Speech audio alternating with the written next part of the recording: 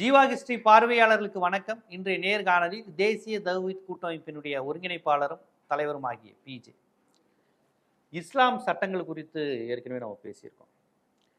இதில் குரானில் படிக்கும்போது அது அன்பை போதிக்குது, அளவற்ற அருளாளன், அன்பாளன், இதெல்லாம் போதிக்குது. அன்போடு இருக்கணும், சமாதானமாக இருக்கணும், விட்டு கொடுக்கணும், தியாகத்துக்காகவே ஒரு பண்டிகை கொண்டாடுறாங்க. அதெல்லாம் சரிதான். ஆனால் இதெல்லாம் யாருக்குன்னா ஏக இறைவனை ஏற்றுக்கொண்டவர்களுக்கு, ஓரிரை கொள்கையை ஏற்றுக்கொண்டவர்களுக்கு மட்டும்தான் இதெல்லாம் போதிக்குது அப்படிங்கிற மாதிரியான ஒரு தோற்றம் வருது. ஏன்னா கடவுள் மறுப்பாளர்களுக்கு இஸ்லாமிய நாடுகளில் என்ன இடம்ங்கிற கேள்வி இருக்கு. வெளிப்படையா நான் ஒரு நாத்திகன் அப்படின்னு சொல்றவங்களுக்கு இஸ்லாமிய நாட்டுல என்ன இடம், இது ஒரு கேள்வி. கடவுளுக்கு இணை வைப்பவர்கள், உங்க மொழியில சொன்னா சிரிக்க வைக்கிறவங்க, கல்லையோ வேற ஒரு கடவுளையோ, இது எங்க கடவுள், எங்களுக்கு நம்பிக்கை இருக்கு, அதுல ஒரு சக்தி இருக்குன்னு நம்புறவங்களுக்கு இஸ்லாமிய நாட்டில் என்ன நிலை, அவர்களை எப்படி நீங்க பாப்பீங்க, எப்படி அங்கீகரிப்பீங்க, அவங்களும் இன்க்ளூசிவா அந்த நாட்டின் குடிமக்களா பாப்பீங்களா இல்ல தள்ளி வச்சு பாப்பீங்களா இந்த கேள்வி இருக்கு. ஏன்னா குரானில் என்ன சொல்றாங்கன்னா காஃபிர்களை கண்ட இடத்தில் கொள்ளுங்கள் அப்படிங்கிற ஒரு வார்த்தை வருது. அப்பனா உங்களுடைய கருத்துக்கு மாற்று கருத்து சொல்றவன கொலையே செய்யலாம், இது எப்படி அமைதி மார்க்கமாகும் அப்படிங்கிற ஒரு கேள்வி வருது. ஒரு முறை ஒரு RSS நண்பர்கிட்ட நான் பேட்டி எடுக்கும்போது சொன்னாரு, இந்த பெரியாரிஸ்டுகள்லாம் இங்க பிஜேபி RSS பார்த்து கேள்வி கேட்குறீங்களே, பாய்கள்கிட்ட போய் கேளுங்க, பாய்கள் நாட்டுல போய் பெரியாருக்கும் அண்ணாக்கும் உன்னால செலவைக்க முடியுமான்னு பாரு. முதல் இது முஸ்லீம் நாடா மாறினா அவங்க பெரியாரிஸ்டுகள் எல்லாம் அவங்க கொன்றுவாங்க, நாங்க RSS காரங்க அப்படி பண்ணல அப்படிங்கிற ரேஞ்சுக்கு அவங்க கருத்தை நம்ம ஏத்துக்கல. பட் அவர் அந்த மாதிரி வார்த்தை வைக்கிறாங்க, நாங்க இந்த அளவுக்கு அனுமதிக்கிறோம், ஆனா இது இந்துத்துவ நாடு கிடையாது, ஜனநாயக நாடு. இருந்தாலும் அவங்க சொல்றாங்க இது முஸ்லீம் நாடா மாறுச்சுன்னா மாற்று கருத்து உடையவங்களை கொன்றுவாங்கங்க, சிலையை இடிச்சது இதெல்லாம் அவங்க ஏத்துக்கவே மாட்டாங்க. நீங்க இங்க கடவுள் இல்லை கடவுள் இல்லைன்னு பிரச்சாரம் அவங்களால செய்ய முடியுது, எங்க இந்து மத கடவுள்களை விமர்சிக்க முடியுது, அங்கெல்லாம் அது நீங்க சின்ன மாற்று கருத்து வச்சாலே கொலை பண்ணிடுவாங்கிறாங்க. குரான்லயும் கண்ட இடத்தில் கொள்ளுங்கள், காஃபீரை பாத்தீங்கன்னா பார்த்த இடத்திலே கொள்ளுங்கள்ங்கிற ஒரு வார்த்தையே வருது. இதை நம்ம எப்படி புரிஞ்சுக்கிறது? அதாவது மற்றவங்களை கொள்ளுங்கள்னு குரானில் வருது என்பது ஒரு கேள்வியாக கேட்குறீங்க. மற்றவங்க முஸ்லீம் நபிகள் நாயகம் ஆட்சி காலத்தில் மற்ற மதத்தினர்கள் எப்படி நடத்தப்பட்டாங்க அப்படிங்கிறது ரெண்டு தனித்தனியாக வச்சுக்கிடுவோம். இப்போ நபிகள் நாயகம் கண்ட இடத்துல காஃபிர்களை கொள்ளுங்கள்னு சொன்னீங்கல்ல, குரானில் இருப்பதாக இறை நிராகரிப்பாளர்களை, முஸ்லீம் அல்லாதவர்கள் அர்த்தம். சரி, காஃபிர்களை கொள்ளுங்கள் என்று ஒரு வசனம் குரானில் இல்லை, அவர்களை கொள்ளுங்கள் அந்த வசனம் இருக்கும். குரான்லயே இருக்கே அந்த இல்ல நான் கூட குரான்ல அது படிச்சிருக்கேன். நீங்க இல்ல இருக்கு, எப்படி இருக்குன்னா அவர்களை அந்த இடத்துல கொள்ளுங்க, அந்த அவர்களுக்கு பிராக்கெட்ல அந்த அர்த்தம் யாராவது போட்டிருப்பாங்க. அவர்கள்னு ஒரு இடத்துல சொல்லப்பட்டுச்சுன்னு சொன்னா அதுக்கு முந்தின வசனத்தை போய் பார்க்கணும். அவர்கள் வந்தால் அதனுடைய தொடர்ச்சி, பழைய அத்தியாயத்தின் தொடர்ச்சி, பழைய வசனம், ஒரு வசனம் இது ஒரு வசனம். அதுக்கு முந்தின வசனம் ஒண்ணு இருக்கு. என்னன்னு கேட்டா அதுக்கு முந்தி என்ன வரும்னு கேட்டா காத்தில் உள்ளது இன யுகாத்தில் உனக்கும், எதுல கொள்ளுங்கள்னு வருது அதுக்கு முத வசனம். உங்களோடு யார் சண்டைக்கு போருக்கு வருகிறார்களோ அவர்களோடு நீங்கள் போர் செய்யுங்கள், அவர்களை கொள்ளுங்கள் அடுத்த வசனம். போருக்கு வர்றவங்கள என்ன செய்வாங்க? இப்போ போர்க்களத்தில் சொல்லப்பட்ட முஸ்லீம் அல்லாதவங்களெல்லாம் கொள்ளுங்கன்னு சொல்லப்படலை. போருன்னு வந்துட்டா என்ன செய்யணும், உலகத்துல என்ன செய்வாங்க? பாகிஸ்தான்காரன் இந்தியாவோட போருக்கு வந்துட்டா இந்திய பிரதமர் என்ன சொல்லணும்? அவங்கள கொள்ளுங்கன்னு தானே சொல்லணும். முஸ்லீம் கொள்ளுங்க மெடல் உண்டு, முஸ்லீமை கொள்ளுங்கன்னு அர்த்தம் கிடையாது. அது நீ ஏன்டா எங்க நாட்டுல சண்டைக்கு வர்றாதான், சண்டைக்கு வர்றவனை கொள்றோம், சிவிலியன்களை கொள்ளாதீங்க, போருக்கு வர்றவங்களை கொள்ளுங்கன்னு எல்லா நாட்டையும் சட்டம் இருக்கா இல்லையா? பாகிஸ்தான்காரனு இங்கே கொள்ளுங்கன்னு தான் சொல்லுவான், இவனும் அவனை கொள்ளுன்னு தான் சொல்லுவான். எந்த ஒரு நாடாக இருந்தாலும் சண்டைன்னு வரும்பொழுது சண்டையில் எதிரியை கொள்ளுதல் என்பது சண்டை போர் தர்மம் தானே. அது மகாபாரதத்தில் அதுதான் நான் செஞ்சாங்க. ராமாயணமும் போர் தானே. அவங்க அது தத்துவார்த்த ரீதியாக முரண்பட்ட கருத்து இந்து மக்கள்கிட்ட இருந்தாலும் அது ஒரு போர் தானே, போர் நடந்திருக்கல. அப்போ போர் என்று வரும்பொழுது அதை கொலைன்னு மக்கள் கருத மாட்டாங்க. போர்னா அவனும் சண்டைக்கு வந்தான், இவனும் கையை கட்டிகிட்டா இருப்பான், சண்டைக்கு வரும்போது ஏதாவது செய்யணும்னு எல்லாரும் உங்களை புனித போர்னு இதுக்கு வச்சுருக்குறாங்க. புனித போர்ன்னு இப்போ தர்ம யுத்தம், அதுக்கு பேர் தர்ம யுத்தம்னு சொல்லுவாங்க. இந்து மக்கள் தர்ம யுத்தம்னு ஒன்று இருக்கத்தானே செய்யுது. அதான் ஜிகாத்தா, அதான் ஜிகா தர்ம யுத்தம். அதான் இது முகமது நபிக்கு சொல்லப்பட்ட கட்டளை என்னன்னு கேட்டால், உங்கள்கிட்ட சண்டைக்கு வருபவர்களோடு நீங்கள் சண்டை இடுங்கள், வலா தாழ்த்தது, அதுலேயும் நீங்கள் எல்லை மீறி விடாதீர்கள். அதே நேரத்தில் அவர்கள் திரும்பி கொண்டார்களே ஆனால் அநியாயக்காரர்களை தவிர வேறு யார் மீது நீங்கள் தாக்குதல் நடத்தாதீர்கள். நான் வரலைங்க, சண்டைக்கு வரலன்னு சொல்லிட்டு நிறுத்திருங்கன்னு சொல்லப்படுது. சண்டைக்கு வந்தால் சண்டையில் கொள்ளுங்க. சண்டையில் கூட என்ன சரண்டு வந்துட்டு வாயை மூடிடணும், கையை கட்டிக்கிறணும். நான் சண்டைக்கு வரல, ஏதோ நிப்பாட்டிக்கிறேன்னா இல்லை, கடைசி முடிச்சிருங்க அவனை அப்படின்னு சொல்லாமல் சொல்லிட்டு தான் அடுத்த வசனத்தில் ஃபக்துலூஹும், அவர்களை கொள்ளுங்கள். ஹும் தான் அர்த்தம், அவர்கள்னு தான் வருது. அவர்கள்ட்டு ப்ராக்கெட்டில் காஃபிர்னு எவனை போட்டுருவோம் போல இருக்குது. அவர்களை கொள்ளுங்கள் தான். அவர்கள்னு எந்த பாஷையில் சொன்னாலும் அதுக்கு முந்தி என்ன சொல்லப்பட்டிருக்கு, அவர்கள்னு அர்த்தம். அதுக்கு முந்தி என்ன சொல்லப்பட்டிருக்குன்னா சண்டைக்கு வருபவர்கள். அவர்கள் என்பது காஃபிர்னு அர்த்தம் கிடையாது, சண்டைக்கு வருபவர்கள். சண்டைக்கு வருபவர்களோட நீங்கள் கண்ட இடத்தில் கொள்ளுங்கள்னு தான் போரில் அதைத்தானே செய்யணும். போர்க்களத்தில் அவங்கள சரணடைஞ்சு விட்டால் வெட்டுருங்கன்னு தான் சொல்லப்பட்டிருக்கு. அப்போ சண்டைக்கு வரும்போது நபி இப்படி தான் இருக்கணும்னு சொன்னால் சரியாக வருமா? நம்மளை கொண்டு போயிடுவான்ல அவன் கொள்வதற்கு வந்திருக்கிறான். வரும்போது நீங்கள் அதெல்லாம் ஒன்றும் செய்யாதே, பேசாமல் கையை கட்டி நில்லுங்கன்னா இங்கே நான் போயிடுவேனே. நான் என்னுடைய மக்களை, பெண்களை, பலவீனர்களை காப்பாற்றணும். அந்த பொறுப்பு நபிகள் நாயகம் ஒரு சக்கரவர்த்தி ஜனாதிபதியாகவும் இருக்கிறாங்க. வெறும் மத குருவா மட்டும் இல்லையே, மத குருவாக இருந்ததோட ஜனாதிபதி, சக்கரவர்த்தி, அதிபர், தளபதி எல்லாமே அவங்க தானே இருந்தாங்க. அப்படிங்கும்போது அவங்க நாட்டு மக்களை காப்பாற்ற கடமைப்பட்டிருக்கும் பொழுது அங்கேருந்து படையெடுத்து ஊரை விட்டு விரட்டி வர விட்டான். அதோடு நிம்மதியாக இருக்க விடாமல் படையெடுத்துட்டு வர்றான் சண்டைக்கு.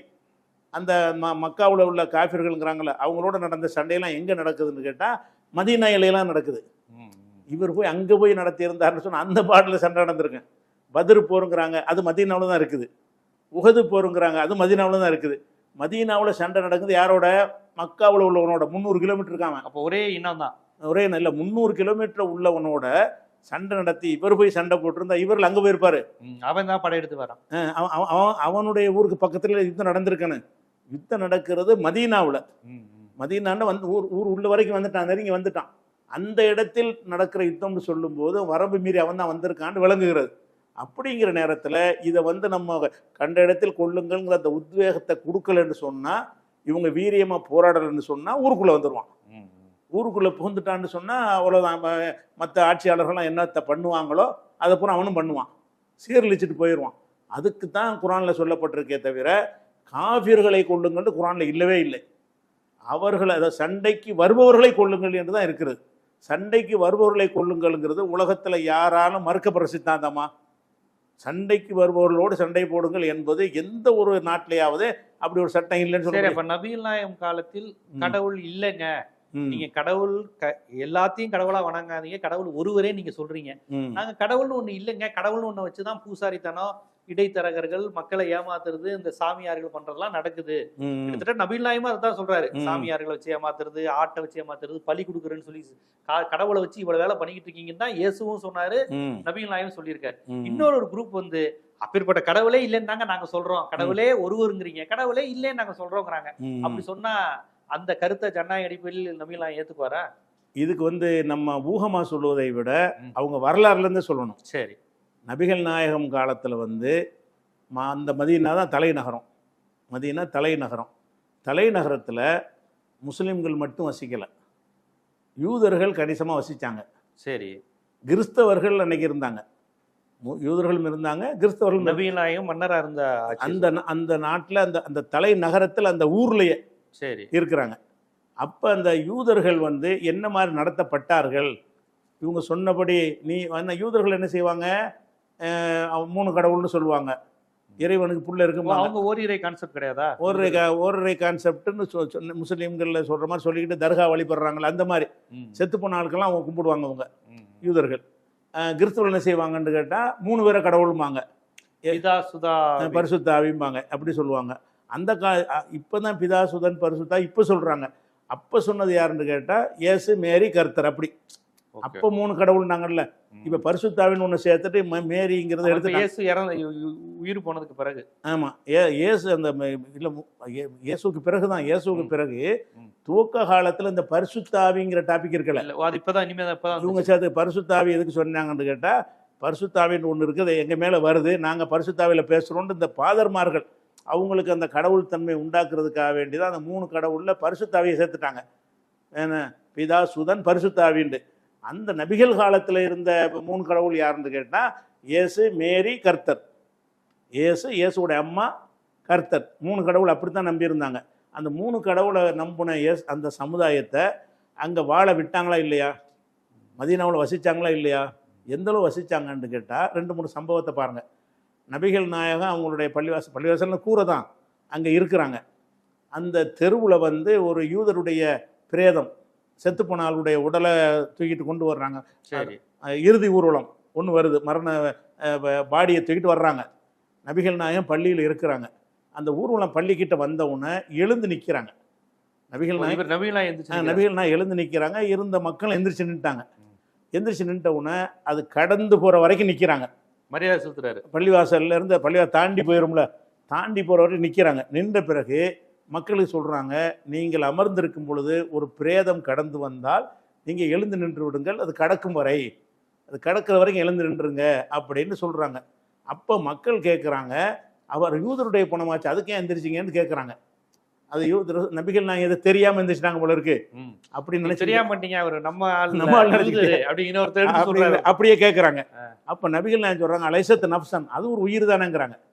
அது யூதனா இருந்தால் யாருன்னா அதுவும் உயிர் தானே, மனித உயிர் தானப்பா அப்படிங்கிறாங்க. அப்போ வந்து இதில் ரெண்டு விஷயம் இருக்குது. இன்னைக்கு இந்த ஜனநாயகம் ஒத்தி வளர்ந்து விட்ட இந்த காலத்தில் கூட இந்த பணத்தை கொண்டு போகிறது மட்டும் அவனை ஒத்துக்கிற மாட்டான். உங்கள் தெருவில் வேற ஜாதி பணம் வர முடியுமா? ஆமாம் ஆமாம். உசுரோட உள்ள வந்து நடக்க விட மாட்டான்னா, செத்த பிறகாவது இந்த வழியாக ஒரு பணத்தை கொண்டு போனாங்கன்னு நீங்கள் அந்த இனத்தை தவிர வேறு இனத்தினுடைய பணத்தை கொண்டு போய் விடுவாங்களா? இன்னைக்கு விட மாட்டாங்கிறாங்க. பத்தி எரியுது அந்த மாதிரி கொண்டு போனாங்கன்னா. இது இந்த பணம் சம்மந்தப்பட்ட ஒரு விஷயம். அவன் சாதாரணமாக பாடியை தூக்கிட்டு வர்றான், பிரேதத்தை தூக்கிட்டு வர்றான். எங்கே வர்றான்? அவங்களுடைய தலைநகரத்தில் தலைமைச் செயலகத்தின் வழியாக வர்றான். பள்ளிவாசல் தான் தலைமைச் செயலகம். பள்ளிவாசல் தான் வழிபாட்டுத்தலம், அதான் தலைமைச் செயலகமே. அப்போ அந்த பள்ளிவாசலில் இருக்கிறாங்க. முகமது நபி இருக்க வர்றாட்ட பேர் பக்கம் போயிடுவோம்னா அவனுக்கு பயமே இல்லை. நம்ம பாடியை கொண்டு போகிறோம், அவர் உட்காந்துருக்காரு, அந்த இடத்துல போய் நம்ம போனோம் பிரச்சனையாகவும் நம்ம எங்கிட்ட சுற்றி இயல்பாக போகிறாங்க. அப்படி ஒன்றும் தாக்க மாட்டாங்க, ஒன்றும் சொல்ல மாட்டாங்க. அப்போ இயல்பு அவங்க வாட்டு வர்றாங்க. இவங்க அதை தாண்டி என்ன செய்யறாங்க? எந்திரிச்சு நிற்கிறாங்க. அப்போ பிற மத மக்கள் வந்து அங்கே எப்படி நடத்தப்பட்டாங்க, அவன் எந்த மாதிரியான உரிமையோடு அவன் இருந்திருக்கிறான், அவன் பல தெய்வ நம்பிக்கையில் இருக்கும்போது அதன்படி தான் வழிபட்டு இருப்பான். வழிபடாமல் அது நமக்கு சொல்லப்படாட்டாலும், ஏன்னா அவனுடைய செய்தி நமக்கு நம்ம மக்கள் அறிவிக்க மாட்டாங்க. நம்ம புது புத்தியை கொண்டு விளங்குனாங்கன்னா பல தெய்வ நம்பிக்கை உள்ளவன் என்ன செய்வான், அதன்படி நடந்திருப்பான். அவனை தடுத்தாங்கன்னு ஒரு ஆதாரம் வரல, ஒரு விஷயம். ரெண்டாவது என்னன்னு கேட்டால், நபிகள் நாயகத்துக்கு வந்து 2 இளைஞர்கள் வந்து பர்சனல் ஊழியரை வச்சுருந்தாங்க, வேலை வெட்டி பார்த்து கொடுக்கறதுக்கு அப்படின்னு 2 பேரை நியமிச்சிருந்தாங்க. ஒருத்தர் வந்து அனஸ்ன்னு சொல்லக்கூடிய ஒரு ஆள், அவர் ஒரு 15 வயசு 16 வயசு பையன். அவர் இன்னொரு ஆள் யாருன்னு கேட்டால் ஒரு யூத இளைஞர். நபிகள் நாயகத்துக்கு பிலால் இல்லை, பேர் சொல்லப்படாத அந்த புகாரி ஹதீஸ்லேயே வருது. என்னன்னு கேட்டால், ஒரு யூத இளைஞரும் அனசு என்கிற ஒரு முஸ்லீமும் நபிகள் நாயகத்துக்கு அவங்களுடைய டீ வாங்கிட்டு வா, காப்பி வாங்கிட்டு வா, வேலை வாங்குவோம்ல, அந்த மாதிரி வேலைக்கு எடுபடி வேலைகளுக்கு 2 பேர் வச்சுருந்தாங்க. வெளியூர்னா எல்லாத்தையும் அவரே செய்ய முடியாதுல்ல, ஒரு பொருளை எடுத்துகிட்டு வாங்க அவரே போய் எடுத்துகிட்டு வர முடியாதுல்ல, தண்ணி எடுத்துகிட்டு வாப்பா அப்படின்னு சொல்கிறதா இருந்தால் அதை செய்கிறதுக்காக வேண்டி ஒரு 2 பேர் இருந்தாங்க. அந்த 2 பேரில் அனசு என்பவர் வந்து அவங்க அம்மா வந்து, இவரை நீங்கள் சேவையாக எதுவும் சம்பளம்லாம் கிடையாது, நீங்கள் பயன்படுத்திக்கிறீங்கன்ட்டாங்க. யூதர் வந்து என்னுடைய பையனை நீங்கள் பணியை மறுத்திக்கிறீங்கன்னு கேட்ட அடிப்படையில் நபிகள் நான் என்ன செய்கிறாங்கன்னா அந்த யூத பையனையும் சேர்த்துக்கிறாங்க. அப்படி சேர்த்துக்கிட்டு இருக்கும்போது அந்த யூத இளைஞன் வந்து நோய்வாய்ப்பட்டு மரணப்படுக்கையில் போயிட்டார். கொஞ்ச நாளாக வரல. என்னப்பா வரலன்னு சொல்லி என்ன செய்கிறாங்கன்னா, அவர் உடம்பு சரியில்லாமல் இருக்காருன்னொன்னே நபிகள் நாயகம் அந்த யூதருடைய வீட்டை தேடி போகிறாங்க. போய் நோயெல்லாம் விசாரிச்சுட்டு, அப்போ நபிகள் நான் இப்போ இவ்வளோ காலம் கூட இருக்கும்போது கூட சொல்லலை, அவர் மரணத்தை நெருங்கின பிறகு சொல்கிறாங்க, அப்போ நீ வந்து இஸ்லாத்தை ஏற்றுக்கிட்டு மரணிச்சா உனக்கு சொர்க்கம் கிடைக்கும், ஏற்றுக்கிறியான்னு கேட்குறாங்க. அவர் தகப்பனாரை பார்க்குறாரு. அந்த இளைஞர் தகப்பனார் சொல்கிறாங்க, முகமது சொல்கிறது கேளுப்பா அப்படிங்கிறாரு. அவர் உடனே லா இலாஹ இல்லல்லாஹ்னு சொல்லி மரணிச்சிடுறாரு. அவரோட இருக்கும்போது ஆள் சேர்க்கறதுக்கு அவர் சொல்லலை. இவர் வந்து அவர் நம்பிக்கை பிரகாரம் சொர்க்கத்துக்கு போகணும் அவர் அப்படிங்கிறதுக்காக வேண்டி சாவ கிடக்கிற ஒரு ஆளுக்கு போய் இதை சொல்கிறாங்கன்னு வருது. அப்போ இதில் இந்த சமூகம் எப்படி இருந்துச்சுன்னு பாருங்கள். யூதர்கள்ட்ட வெறுத்தாங்களா? அது யூதர்களுக்கு நிறைய எதிர்ப்பாக நபிகள் நாயகத்துக்கு எதிராக இருந்தாங்க. விஷம்லாம் கலந்து உணவில் கலந்து கொண்டாந்து தான் கொடுத்துருந்தாங்க. அப்படி இருந்து கூட அந்த சமுதாயத்தை ஒதுக்கலை. அவன் இந்த இளைஞன் நினச்சா என்னொன்னாலும் செய்யலாம்ல. நபிகள் நாயகத்துக்கு எதிரியாக இருந்து உணவில் விஷம் கலத்து கொடுக்கலாம், தனியாக கத்தி குத்திட்டு ஓடி போயிடலாம், அவர் உள்ளே வரலாம் போகலாங்கிற அளவுக்கு ஒரு அனுமதி பெற்ற ஒரு யூதராக இருந்திருக்காருன்னு சொன்னால் எப்படி இருக்கான்னு பாருங்கள். ஒரு சம்பவம், நம்ம சம்பவங்களை கொண்டு தான் முடிவு செய்யணும். அப்படி செய்வீங்களா போவீங்களான்னு ஊகமாக சொல்வதை விட நடந்திருக்கு, ஆத்தன்டிக்கான ரெக்கார்டில் இருக்குது. அதே மாதிரி நபிகள் நாயகம் ஒரு கொள்கை வச்சுருந்தாங்க, அரசாங்கத்தில் கஜானாவில் பணம் நிறைஞ்சு வழியுது. அப்போ ஒரு சட்டம் போட்டாங்க. என்ன சட்டம்னா, இந்த அரசு கஜானாவில் இருந்து நானோ என் குடும்பத்தினரோ ஒரு சின்ன ஒரு பேரிச்சம்பழத்தை கூட எடுக்கிறது ஹராம் அப்படின்னு சொல்லிட்டாங்க. அரசாங்கத்தில் எவ்வளோ இருந்தாலும் எங்களுக்குன்னு நான் எடுத்துக்கிற கூடாது அவங்க அப்படின்னு சொல்லி. அது மாத்திரம் இல்லை, இது வந்து இப்போ மாத்திரம் இல்லை, உலகம் அழிகிற வரைக்கும் என் சந்ததிகளை யார் வந்தாலும் இதான் சட்டம்ட்டாங்க.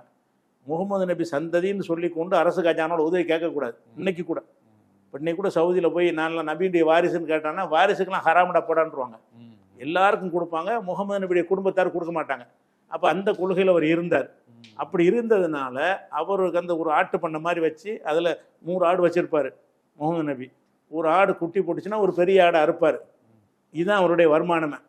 அதே மாதிரி ஒரு பேரிச்சம் தோட்டம் மதீனாவில் காசு பணத்தோடு இருந்தாங்கல்ல, வந்த பிறகு மதீனாவுக்கு பக்கத்தில் ஹைபருங்கிற பகுதியில் ஒரு பேரிச்சம் தோப்பு ஒன்று வச்சுருந்தாங்க. அதுலேருந்து வரக்கூடிய பேரிச்சம்பழம், இது 2 தான் அவருடைய வருமானம். மதகுரு மாதிரி காணிக்கை வாங்கிட்டுலாம் வாழலை. அவ விவசாயத்திலேருந்து வர வருமானம், கால்நடையிலேருந்து வர வருமானம். இந்த வாழ்க்கை முறை புரியுது இல்லை இது? ஆனால் சொல்லுங்க இல்லை, இது எதுக்கு சொல்கிறேன்னு கேட்டால், இந்த நிலையில் இருக்கும்போது அவங்க மரண வேலை நெருங்கும் போது சரியான உணவு தட்டுப்பாடு. அப்போ என்ன செய்கிறாங்கன்னா, ஒரு யூத வியாபாரிகிட்ட போய் அவர்கிட்ட இந்த கவசம், இரும்பு கவசம் போருக்கு போடுவாங்கல்ல, அதை கொண்டு அடமானமாக வச்சுட்டு 30 மரக்கால் கோதுமையை வாங்குறாங்க. இது நபிகள் நாயகத்துடைய மரணிப்பதற்கு சில மாதங்களுக்கு முன்பு நடக்கிறது. கடைசி வரைக்கும் அந்த யூதர்கள் வந்து செல்வாக்கோடவும் செழிப்போடவும் கடன் கொடுக்கக்கூடிய நிலையில் இருக்கிறாங்க. இவர் கடன் வாங்குற நிலையில் இருக்கிறார். முகமது நபி இவ்வளோ ஏன் கடன் வாங்கினார்னு கேட்டால் கஜானாவில் எடுக்க மாட்டார், நபர்கிட்ட தான் கேட்கணும். பக்கத்தில் யூதர் தான் வியாபாரியாக இருக்கார், கோதுமை வியாபாரி. கோதுமை காசு வாங்க காசு இல்லை. அப்போ அந்த கவசத்தை கொடுத்துவிட்டு நான் காசை கொடுத்து நான் மீட்டுக்கிறேன், இந்த கவசத்தை அடமானமாக வச்சுக்கிட்டு ஒரு 30 மரக்கா கோதுமை கொடுன்னு வாங்கினார்கள். மரணிக்கும் வரை அதை மீட்காமலே மரணித்து விட்டார்கள் அப்படின்ற ஒரு ஆத்தன்டிக்கான செய்தி இருக்குது. இதில் நம்ம என்ன விளங்குறோம்? யூதர்கள் வந்து நம்பிக்கையால் எங்களுக்கு மாறுபட்டவர்கள். உங்கள் பாஷையில் சொன்னால் காஃபிர்கள். முஸ்லீம் இல்லாட்டி காஃபிர் தானே, அவர்கள் காஃபிர்கள், இஸ்லாத்தை ஏற்றுக்கொள்ளாதவர்கள். அப்படி இருந்தும் கூட பல சந்தர்ப்பங்களில் நபிகள் நாயகத்தை கொல்லுவதற்கு சில முயற்சி பண்ணிய ஒரு இனம். அப்படி இருந்தும் கூட ஒரு பெண் வந்து இறைச்சியில் விஷம் கலந்து கொண்டாந்து கொடுப்பாங்க, அது மாட்டிக்கிடுவாங்கன்னு வைங்களேன். அந்த மாதிரி ஒரு சமுதாயமாக இருந்தும் கூட அவன் வந்து வியாபாரம் பண்ணுவதை தடுக்கலை. அவன் வந்து முகமது நபிக்கு கடன் கொடுக்குற அளவுக்கு மேல்நிலையில் இருக்கிறான். நீ என்னடா அங்கேருந்து வந்துட்டு நீ முஸ்லீம் இல்லை, நீ வந்து எங்களுக்கு கடன் தர்றதான்னு சொல்லி எல்லாத்தையும் பறிமுதல் பண்ணுறான்னு சொல்லலை. அவன் வந்து கடன் கொடுக்குற நிலையில் முகமது அளவுக்கு தான் இருக்கிறான். அப்போ இவங்க தப்பை சித்தரிக்கிறாங்க இப்படி செய்வீங்களான்னு. ஆனால் ஒன்றே ஒன்று இருக்குது, ஒரு நாட்டோட சண்டை நடக்குன்னு வைங்க, இதெல்லாம் அந்த நாட்டுக்கு சொந்தக்காரங்க இவங்கெல்லாம். இந்த யூதர்களாக இருந்தாலும் முகமது நபி ஆட்சியில் வந்து குடியேறினவங்க கிடையாது. முகமது நபி வர முந்தி அங்கே இருந்த சமுதாயம். அங்கே உள்ள கிறிஸ்தவர்கள் யாருன்னு கேட்டால் அந்த மண்ணுக்கு சொந்தக்கார மக்கள். அவர்களுக்கு எந்த ஒரு அந்த மண்ணுக்கு சொந்தக்காரனுக்குரிய எந்த உரிமையும் நபிகள் நாயகம் மறுக்கலை. அதே நேரத்தில் வேற ஒரு நாட்டோட சண்டை நடக்குதுன்னு வைங்க, அந்த சண்டை நடக்கும் பொழுது இவங்க அவனும் ஜெயிச்சிடலாம், இவங்களும் ஜெயிக்கலாம். நபிகள் நாயகம் ஜெயிச்சுட்டா என்ன செய்வாங்கன்னு கேட்டால் அந்த மக்கள்கிட்ட அந்த ஆட்சியை ஒப்படைக்கிறதுக்கு ஒரு கண்டிஷன் போடுவாங்க. நீங்கள் வந்து தலைக்கு இவ்வளவு ஜிசியாங்கிற வரி, ஜிசியா அவனுக்கு மட்டும்தான் போடுவாங்க, சண்டைக்கு வந்தவனுக்கு மட்டும்தான் ஜிசியா. Okay okay okay. இந்த யூதர் கிறிஸ்தவனுக்கு ஜிசியா போடலை. மதீனாவுக்குள்ளே இருந்தாங்கல்ல அவங்களுக்கு அந்த வரி போடலை. அந்த இப்போ இன்னொரு நாட்டில் சண்டைக்கு வந்ததுனால நீங்கள் வந்து உங்களை பாதுகாக்கிறது எல்லாத்தையும் நாங்கள் பொறுப்பேற்க வேண்டி இருக்கிறது. அதனால நீங்கள் ஒரு தலைக்கு ஒரு திர்ஹம், சின்ன அற்பமான காசு, ஆண்களுக்கு மட்டும், பெண்களுக்கு இல்லை, சிறுவருக்கு இல்லை, வயசானவங்களுக்கு கிடையாது, இளைஞராக இருக்கிற ஆண்களை கணக்கிட்டு ஒரு தலைக்கு இவ்வளவு என்று ஒரு சின்ன தொகையை, இன்றைக்கு உள்ள கணக்கு வந்து ஒரு 22 ரூபா 23 ரூபா வரும். அந்த அவங்க விதித்த வரியை கணக்கெடுத்தீங்கன்னா இது வந்து வருஷத்துக்கு தலைக்கு இவ்வளவு ரூபாய் வரின்னு வாங்கினாங்கல்ல ஜிசியா, அதுக்கு பிறகு இதை கொடுத்துப்புட்டு நீ என்ன வேணாலும் செஞ்சுக்க, ஏன்னா உன்னை பாதுகாக்க எங்கே காசப்பட்டு உன்னை பாதுகாக்க முடியாது. நீ அதற்கான அந்த வரி கட்டணத்தை செலுத்தி விட்டாயானால் உனக்கு முஸ்லீமுக்கு இருக்கிற எல்லா உரிமையும் உனக்கு இருக்கிறது. நீ செலுத்தலைன்னா உன்னையா நாங்கள் சுமக்கணும், அவன்கிட்ட வரணும். முஸ்லீம்கள்ட்ட ஜக்காத்தெல்லாம் வாங்கி அரசாங்கத்தை நாங்கள் நடத்திக்கிட்டு இருக்கிறோம், அவன்கிட்ட எதுவும் எங்களுக்கு ஜக்காத்து வர போகிறது இல்லை. அதுக்காக என்ன செய்கிறாங்கன்னா இந்த ஒரு வரியை வாங்கி கொண்டு அவர்கள் வந்து நடத்தப்பட்டார்கள். அவர்களும் அவங்க மதப்படி நடந்து கொள்ளலாம், அதை தடுக்கவே கிடையாது. இந்த ஜிசியா கொடுக்காட்டி மட்டும் என்ன செய்வாங்க, அவன் நாடு கடத்துவாங்க, நீ வரி கொடுக்கலன்னு செய்வாங்க. இது அரசு நடவடிக்கைன்னு வைங்களேன். அப்போ இதில் என்ன வகையில் முகமது நபி தப்பு செஞ்சாருங்கிறீங்க? இல்லை, நம்ம முகமது நபின்னு இல்லை, பொதுவாக இஸ்லாத்தி குரான் சரி, குரான் ஃபாலோ பண்ணுற பழைய ஏற்பாடு சில இதெல்லாம் நான் படிக்கும்போது அது முழுக்கவே இஸ்ராயேல் பிள்ளைகள் வந்து என்னை ஏத்துக்கிட்டாங்க, ஆண்டவரா என்னை ஏத்துக்கிட்டாங்க. அவங்க அது கர்த்தருங்களா, நீங்க அது அல்லாங்களாம். அவங்க என்ன சொல்றாங்க, நம்ம ஏற்காதவர்களை ஒரு வில்லனாவும் கொடூரமானவர்களாகவும், இவங்க நம்ம ஏற்காதவர்கள், இது வந்து இஸ்ரேலுக்கான தேசம், இது ஆண்டவன் உங்களுக்கு, அதாவது என்னை ஏற்றுக்கொண்டவர்களுக்கு, ஓரிரையை அல்லாவை கர்த்தரை ஏற்றுக்கொண்டவர்களுக்கான தேசம். இங்க பாரு அவன் காபீர் இருக்கிறான், காபி இருக்கிற வார்த்தையோ அங்க வேற ஒருத்தன் இருக்கான், அதாவது இந்த சிலை வணக்கத்தை ஏற்றுக்கொள்றவன் அந்த நாட்டுல இருக்கான், பிரோவன் ஆட்சி, இது எல்லாவற்றையுமே இல்லாட்டி அவர்களை நான் அழிப்பேன் அப்படிலாம் அதுல வருது. வண்டுகளை விட்டு, பூச்சிகளை விட்டு, அதெல்லாம் நான் படிச்சிருக்கேன். அது கரெக்டா எந்த நபி எந்த இதுன்னு தெரியல. அந்த ஆட்சியை மோசஸோட அந்த எகிப்துல அந்த ஆட்சியை நான் அழிக்கிறேன், அழிச்சிட்டு உங்களுக்கு தரேன். இதையெல்லாம் படிக்கிறப்ப ஏக இறைவன் ஒருவன் தான், அவனை ஏத்துக்காம அந்த கல்லையும் மண்ணையும் சிலையையும் அல்லது மனிதர்களையும் நம்பி வணங்குற மற்ற மார்க்க மற்ற கருத்து உள்ளவங்களை கடவுள் இவங்களை அழிச்சிருவான், நமக்காக கடவுள் இவங்களை அழிச்சிருவான் அப்படிங்கிற ஒரு கான்செப்ட் ஒண்ணு இல்ல. இன்னொரு பக்கம் அல்லாஹ் தான் எல்லாரையும் படைச்சாங்கிற ஒரு அரசியல் இருக்கு அப்படிங்கிறது ஒரு நம்பிக்கை, இஸ்லாத்தோட நம்பிக்கை. இன்னொரு பக்கம் இஸ்லாத்தை ஏற்காதவர்களே வரலாற்று நெடுகிலும் அல்லாஹ் அழிச்சு நம்மளை ஜெயிக்க வச்சு நமக்கு ஒரு தேசத்தை உருவாக்குறாங்கிற அந்த நம்பிக்கையும் வருது. இது இயல்பாகவே வந்து பிற நம்பிக்கையாளர்கள் மீது ஒரு வன்முறையை கட்டவிழ்க்கிற மனநிலையை உண்டு பண்ணுமா இல்லையா? இல்லை, அப்படி கிடையாது. ஏன்னு கேட்டால் நீங்கள் சொல்கிற சம்பவம் வந்து மோசே காலத்தில் நடந்த சம்பவம். ஆமாம், அது பைபிளில் விரிவாக சொல்லப்பட்டிருக்கு, குர்ஆனில் லேசாக தொட்டு காட்டப்பட்டிருக்கு. அதில் என்ன பிரச்சனை என்று கேட்டால், அந்த ஃபிரௌன் சொல்லக்கூடிய ஃபார்வோன்கிற ஒரு கொடுங்கோல் மன்னன் என்ன செய்கிறான்னு கேட்டால், அந்த எகிப்தில் 2 சமுதாயம் இருக்கிறாங்க. ஒன்று கிபுத்திங்கிற ஒரு சமுதாயம், இஸ்ரவேலுங்கிற ஒரு சமுதாயம், 2 இனம் இருக்கிறாங்க. இவன் வந்து கிபுத்தியில் உள்ளவன் ஃபிரௌன். அவனுடைய ஆட்கள் ஆட்சியாளர்களாகவும் இவங்களெல்லாம் அடிமைகளாகவும் இருக்கிறாங்க. இஸ்ரவேல்னு அவன் அடிமையாக தான் இருக்கணும், ஏதாவது அந்த கிபுத்தியுடைய வீட்டில் வேலை செய்யணும், அவன் சொன்னதை செஞ்சுட்டு கொடுக்குறத சாப்பிட்டுட்டு கிடக்கணும், இதுதான் அவங்களுடைய நிலைமைன்னு இருக்குது. அவங்கள வந்து மீட்பதற்கு தான் மோசே அனுப்பப்படுறார். முக்கியமாக ஓரிரை கொள்கைங்கிறது அதுக்குள்ளே சேர்ந்து இருந்தாலும் பிரதானமாக அவர் அனுப்பப்பட்டது நம்ம தேசத்து மக்களை மீட்கிறது. அடிமைகளாக வச்சிருக்கிறான் அப்படிதான் ஃபிரௌன்ட்ட போய் பேசுவார். நீ வந்து இஸ்ரவேல் மக்களை எங்களோட திருப்பி தந்துரு, அவங்கள சித்திரவதைப்படுத்தாத, நான் கூட்டிகிட்டு எங்கிட்டாவது போயிடுறேன், ரொம்ப கொடுமைப்படுத்தாதன்னா பேசுவார்னு வருது, குர்ஆனில் இருக்குது. அப்படிலாம் கேட்டார்னு சொல்லி அந்த எல்லை மீறிய கொடுமைக்கு ஆளாகும் பொழுது இறைவன் வந்து அந்த கொடுமையாளர்களை தண்டிக்கத்தான் செய்வார். காஃபிர் என்பதற்காக தண்டிக்கலை, அவன் செஞ்ச மக்களையும் சேர்த்து தானே தண்டிக்கிறாங்க. இல்லை, மக்கள் தானே எல்லாம் வந்து இனமே தானே அப்படி செஞ்சுட்டு இருந்தாங்க. மக்கள்னு சொன்னால் ஃபிரௌன்கிற மட்டும் செய்யலை, ஒவ்வொரு கிபுத்தியும் ஒவ்வொரு இஸ்ரேல் அடிமையாக வச்சுருந்தான். அந்த இனமே சில இனங்கள் வந்து ஆதிக்க இனம் இருப்பாங்கல்ல, அதில் எல்லோரும் ஒரே மாதிரி தானே சிந்திப்பாங்க. ஃபிரௌன் மாதிரி தான் ஃபிரௌனுடைய இனத்தவர்களும் அங்கே இருந்தாங்க. எல்லாருமே அந்த கிபுத்திங்கிற இனத்தவர்கள் தான் இஸ்ரேலுங்கிற இனத்தை அடக்கி ஆள்றாங்க. அப்போ அந்த இனம் வந்து ஒரு இனத்தை அடிமையாக்கி அவங்களுக்கு எந்த உரிமையும் இல்லாமல் ஆக்கி அவங்க சொந்தமாக தொழில் பண்ண முடியாது, சொந்தமாக வீடு கட்ட முடியாது, அவனுக்கு அடிமையாக தான் இருக்கணும்னு வச்சுருக்கும் பொழுது அதை எதிர்த்து தான் இவங்க மூசா நபி என்ன செய்கிறாங்க, மோசேங்கிறவர் போய் அவன்கிட்ட பிரச்சாரம் பண்ணுறாரு, எதிர்த்து பேசுகிறார். ஒரு எல்லை மீறின பிறகு அவங்கள வந்து கொல்றதுக்காக விரட்டிக்கிட்டு வர்றான். அப்போ தான் மூழ்கடிக்கப்பட்டு கடலில் மூழ்கடிக்கப்பட்டு செத்தான் வருது. அதுக்கு இடையில பல துன்பங்கள். மோச இறைவன்ட்டு பிரார்த்தனை செய்வார், எல்லை தாங்க முடியலை, இவங்க கொடுமை அதிகமாக இருக்குது, நீ இவர்களை தண்டிப்பாயான்னு கேட்கும் பொழுது தான் நீங்கள் சொன்ன மாதிரி அந்த பேனு அந்த தவளை இதெல்லாம் அனுப்பி அது யாருக்கு செஞ்சாங்கன்னா காஃபிர் என்பதற்காக செய்யலை, கொடுங்கோலர் என்பதற்காக செஞ்சது. ஓகே ஓகே, நம்ம ஏற்க மருத்துவர்கள்னால அதுக்காக இல்லை, கொடுமை செஞ்சுக்கிட்டு இருந்தான். கொடுமை வசனங்கள் கொஞ்சம் அப்படி வருதே, எப்படி ஏக இறைவனை மறுப்பவர்கள், அதாவது இஸ்ரவேல் பிள்ளைகள், நீங்க என்னை ஏற்றுக்கொண்டவர்கள் அவங்க என்னை ஏற்றுக்கொள்ளாதவர்கள் மாதிரிலாம் வசனங்கள் வருது. அப்படி பைபிள் குர்ஆன்ல அப்படி வரல. அப்படி இல்லையா? அப்படி இல்லை. அந்த வார்த்தை கொடுமை செஞ்சு அப்படி வாசகம் அப்படின்னா உங்களுடைய பிள்ளைகளை கருவறுத்து கொன்றார்கள், உங்களுடைய பெண்களை மட்டும் உங்களுடைய ஆம்பளை பிள்ளைலாம் கொண்டு விடுவாங்க. ஃபிரௌனுடைய கூட்டத்தார் வந்து இந்த இனம் பெருகிற கூடாதுங்கிறதுக்காக வேண்டி இஸ்ரவேலுக்கு ஒரு ஆம்பளை பிள்ளை பிறந்தா கொண்டு விடுவாங்க, பெண்கள்னா விட்டுருவாங்க. அப்போ பெண்களை மட்டும் ஒரு போகப் பொருளாக பயன்படுத்திக்கிட்டு அப்படிலாம் கொடுமை பண்ணாங்க. அந்த கொடுமைக்கு பதிலாகத்தான் இந்த தண்டனை கொடுக்கப்பட்டதாக. அப்ப இவங்க கடவுள் மறுப்பாளர் என்பதற்காகவோ சிலை வழிபாடு, கடவுள் மறுப்பை கண்டிச்ச வசனங்கள்லாம் குர்ஆன்ல கூட இருக்குது. கடவுள் மறுப்பு அதை நம்பிக்கை தவறுன்னு சொல்லலாம் தானே. நீங்க வந்து கடவுள் இல்லைன்னு மறுத்தீங்கன்னா கடவுள் இருக்கிறாருன்னு சொல்றது அவங்களுக்கு உரிமை இருக்குல்ல. இஸ்லாத்துல வந்து அது கருத்து சுதந்திரத்துல எடுத்துக்கிற வேண்டிய விஷயம் தானே. அது சொல்றது ஏன் கடவுள் மறுப்பு பேசுனா கொலை செய்யலான்னு இருக்கா? இல்ல, அப்படி இல்லையே. அப்படிதான் அந்த நம்பிக்கை தவறுன்னு சொல்லப்படுது. கடவுள் மறுப்புங்கிறது கடவுளை மறுக்கிறது தப்பு, பல கடவுளை வணங்குறது தப்பு. தர்க்க ரீதியா குர்ஆன் பேச எப்படி பேசணும்னு சொன்னா, நீங்க எதை போய் வணங்குறீர்களோ அதுக்கு எந்த சக்தியாவது இருக்குதா, ஒரு கொசு ஒரு ஈ வந்து அதில் போய் உட்கார்ந்தா அதை கூட தடுக்குமா இந்த சாமிகள்லாம் அப்படின்லாம் குரான்ல வசனம் இருக்குது. அதான் படைத்தவனை வணங்குங்க, படைத்தவன் படைத்ததை வணங்காதீங்க. கருத்து ரீதியான பிரச்சாரம் இருக்கே தவிர அவனை கொல்லுங்கன்னு இல்லையே. கொல்லுங்கன்னு வர்ற எல்லாமே வந்து சண்டையில தாங்க. கொல்லுங்கன்னு போர்ல தான். குரான்ல வந்து கொல்லுங்கன்னு வரக்கூடிய எல்லாமே யுத்த களத்தில் சொல்லப்பட்டது தான். முன்னையும் முன்னையும் பார்த்தீங்கன்னா அது யுத்தத்தில் தான் உங்களுக்கு அந்த வசனத்திலேருந்தே விளங்கும். அதனால தான் இந்த சுஜாதான்னு ஒரு எழுத்தாளர் இருந்தார், கதையெல்லாம் எழுதுவார்ல அவர் வந்து அந்த குரானை பற்றி ஒரு போட்டார். குரானில் வன்முறை இருக்குது அப்படின்னு சொல்லி சொல்கிறாங்க.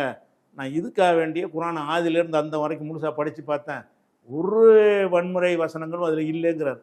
அவர் எதையெல்லாம் நுணுக்கமாக பார்க்கக்கூடிய ஒரு ஆளாக இருந்தவங்க அவர் என்ன சொல்கிறாருன்னு கேட்டால், அந்த வசனத்தை முன்பின் வச்சு விளங்குனா அதை வந்து வன்முறையாக எடுக்க மாட்டாங்கல்ல, நடுவுல இருந்து எடுத்து ஒரு உரிவுனா வன்முறையாக தெரியும்.